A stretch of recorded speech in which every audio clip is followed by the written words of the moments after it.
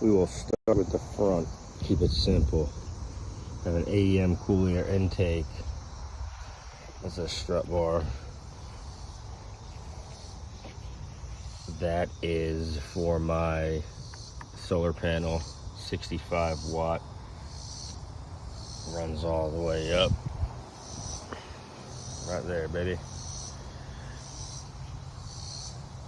I have billet blocks for a little bit more air, and then obviously cut some air vents as well. That is a full force metal works bumper, and then I did some aluminum plating. I just got that at Home Depot, super light. The air intake is completely boxed up, so no water, can't take a big gulp of water. Those are 8-inch light bars from Rough Country. These are the stock fog lights. I just rerouted them and then tied them up with a bracket.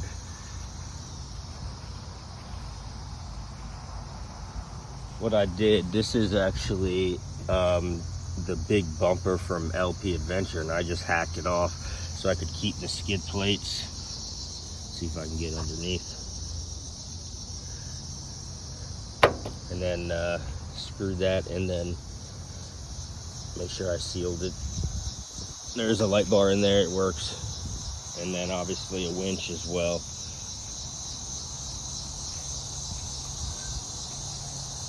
That is the front. I'll be putting more out the inside, top, and then a little bit of some tires. I got some Squadron Sports. Those are wired up to the battery. I got some Crawford Performance rock sliders. I like these ones because they have the middle bracket. I believe Body Armor is the only company that does the middle bracket, but you can stand on it and use it as a step actually, and I'm short and I need it.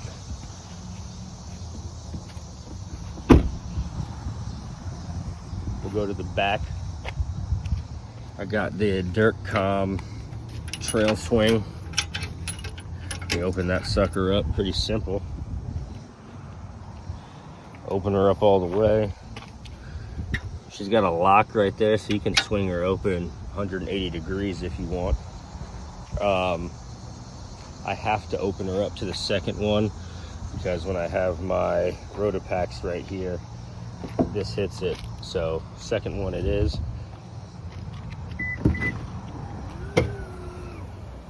I actually got a new lift strut from Lift Support Depot. The exact size is 26 inches, and I went with 180 pound force load. You can go 180 pounds up to 200 pounds if you have a ladder. I have a ladder, and then I also have a propane tank on there that has a little extra weight, so this works. And as you can see, I don't need to hold it or use a walking stick. This is an X-Prite sleeping pad. It's 70 inches long. So if you're 6 foot tall, you could essentially sleep in there. I have the table as well as the little cutting board. I don't really cut on it because it gets dirty, so I stickered it up, and I just use it as like table for shelf or whatever when I'm cooking. This is a quick disconnect, so I can actually, let me drop this down. I don't have the propane tank out here, but swing that around, and then I can connect it to the propane tank, so I don't have to move anything. Put the grill right there. This is for an umbrella. I put an umbrella here because I do not have a 270 awning because they're like $1,000 and way expensive. So the hitch that I have is a Kurt Class 3. I'm not towing anything, so it's bolted right up to the frame right there. And I spray painted it matte black because it's pretty. I do a lot of little small stupid stuff, so what I did, I cut that small plastic part out right there. I took a Dremel. I also did some cutting over here. Cut a bunch of plastic off in the tire well up in there as well.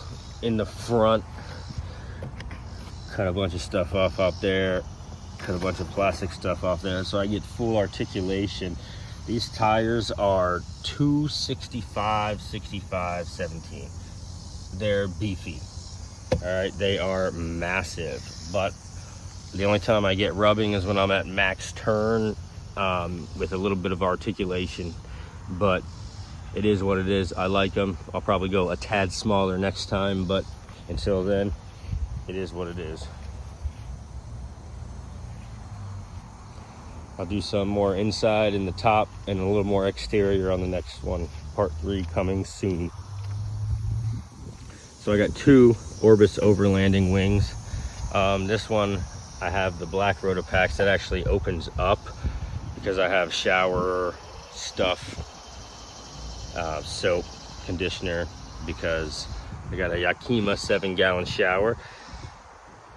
You could put 65 PSI in there and I'm telling you, it'll go for 12, 13, 14 minutes easy. I've taken a very long shower in there and just sat there and waited for the water to run out actually. Nash Fabco ladder. It started sliding a little bit, I'll be honest with you, so I got some magnets, made a little wedge in there, and it seemed to work, and then I just super glued it. It's not going anywhere. I'm gonna keep it there pretty much forever anyways. This bracket is Nash Fab as well. It actually opens up. It's freaking rusted, needs some WD-40, but that opens up so I can actually use the ladder and walk up there, which I do because I'm a shorty. You can stand on that. There's the top of my tent. I saw this when I was at Boxer Fest. Somebody did that. I'm not sure how secure that is. These are just the babies that I have to help balance when you're at a campsite. Yeah, well, we'll see if they don't fly off when I'm going 70. I got those right there to actually help me get out. I've never used them, thank God, because I've been in some pretty sticky situations. We walk it down, boop, boop, boop. Yeah, use that step, love it. Awesome. Let's look at my kitchen. This is a Nomad LT pantry, 60 inches long. I'll show you how I got it connected. But it connects, I mean, it pretty much holds friggin' everything you need. All right. There's my little cutout I made. There's a set power slide out with a set power fridge. You can see I got plenty of room. It's pretty big. It's not turned on right now. And then this I got from Amazon. It was 70 bucks, but so worth it. You fill it up with water, you charge this, and then you got running water. It'll go for a minute, or you can stop it at 600 milliliters. It's freaking genius, and I love it. Use it to brush my teeth, wash my hands, anything you can think of. Bolted down there, and then actually have it up around the seat, and then some bungees around the seat just to keep everything down. But it's awesome. Show you from this side. You can get in and sleep. Boom, plenty of room. Got lights. That's actually 6 feet long right there. Doesn't look it in the camera, but it is. There's another Orbis overlanding wing with a fire extinguisher. There's a 6-foot awning. That's an LED bar I got off Amazon. Has 27 settings. It's freaking awesome. It just plugs into the back in that, and I got a little 3, 1, 2, 3. That's plugged in pretty much always, and I can turn it on or off. At night, that pretty much lights up everything. That's all you need right there. See if I turn the car on. You can see.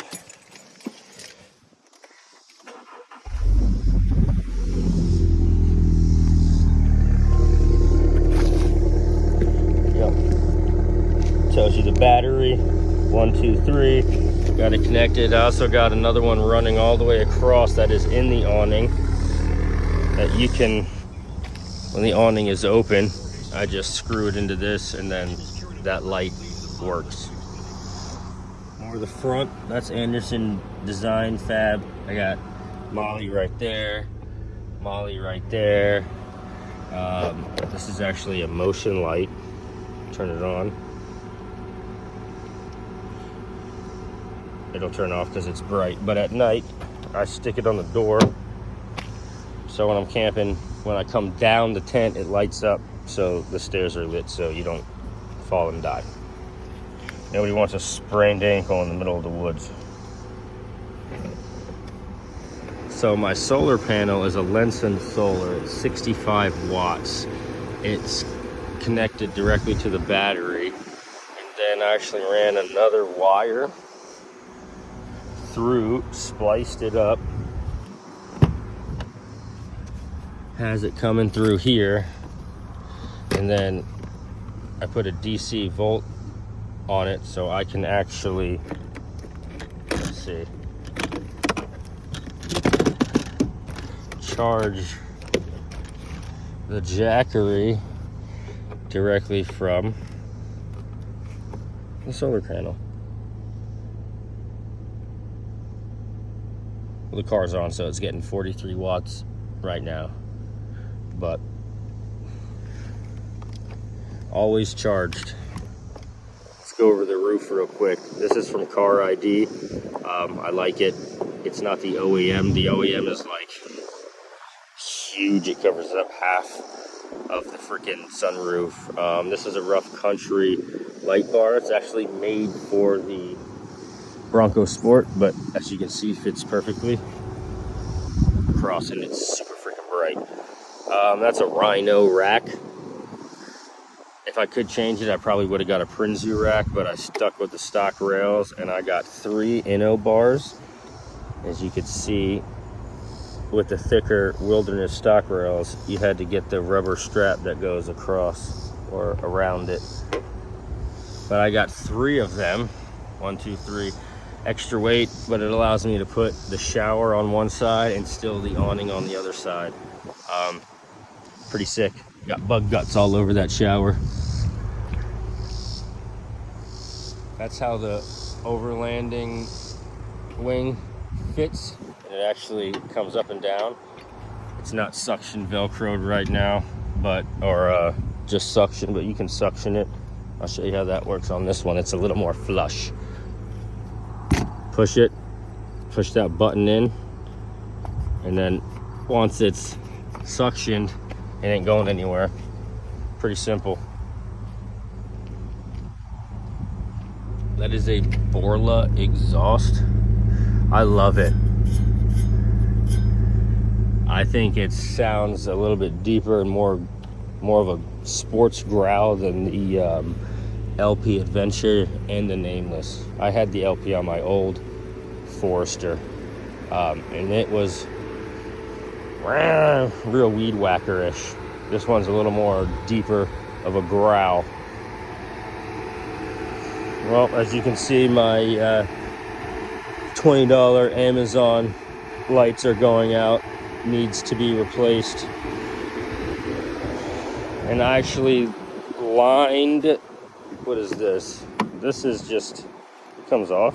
As you can see, it's dirty underneath, but it pinches. And it comes in like a roll of 60 feet. And you just line, protects the door. I think it makes it look a little flashier, stands out a little bit. I got these off eBay.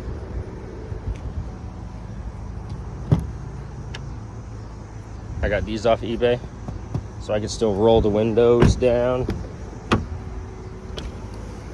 And those are magnetic in here, so they're not going to fly out.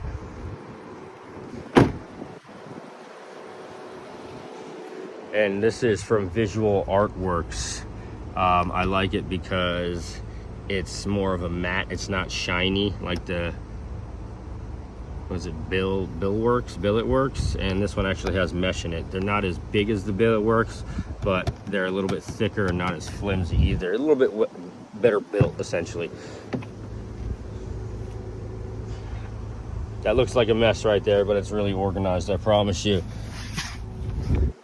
That is a shoe rack that goes in the awning. Got my umbrella right there. Got some tools right here. This is a mesh net that actually goes over top of the sunroof when that's open. Got the baby wipes in there. That's just for a shelf for a kitchen, and I slid it in the sunroof rack, and then put a little bungee there so nothing flies out when I stop and hits me in the head, because it did happen before. Any questions, just shoot me a message or comment. I haven't updated my wheels yet, obviously, but to make them a little bit different, I just stuck some 50-cent Punisher stickers over the cap right there.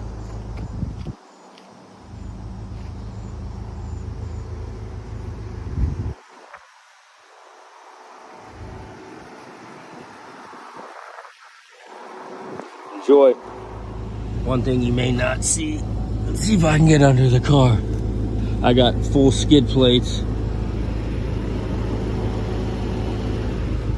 There's a rear diff skid plate, and then what I did is I added a rear diff breather. See that tube right there? And it actually comes up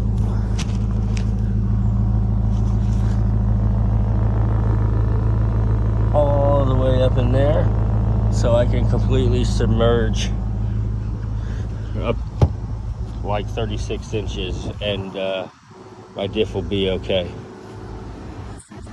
One thing I forgot to mention is my Hike-It high performance tuner. It's got 9 different modes. That's auto, that's econ or off-road 4x4. It's off right there, obviously. I don't know what that is. I don't know what that's sport mode, SP.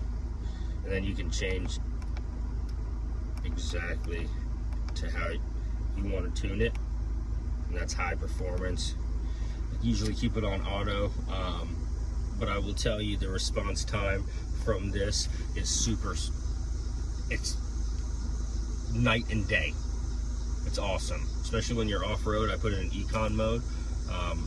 It just prevents you from herking and jerking the accelerator, especially, you know, when you're trying to have a little more control going downhill or, you know, rock crawl. But that simple setup, it actually hooks up right behind the accelerator. You can't see my camera, or the flashlight's not on, but then I just ran it all the way back up over here, and you can't even see the cord.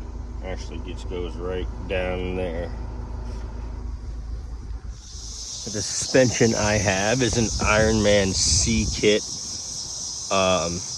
It adds an additional 2 inches, but what I did in addition to that, so I could fit these monsters in, before these I had 245 75, so they were a bit taller but not nearly as wide. So I put an additional 1 3/8 strut spacer just to give it a little more lift on top of this. I wouldn't go more than 1 inch on top of the already 2 inches because I am slightly cambered, so I have to do tire rotations much more often, but it is what it is. I also have a 2-inch spacer on here just to give it a little more push out. So the only time I ever rub is if I bounce really hard and I'll get this hitting the tire. But again, it is what it is. I could probably make this 1-inch spacer and not get that little plastic rub right there, but that may be coming off soon enough. Same thing over here.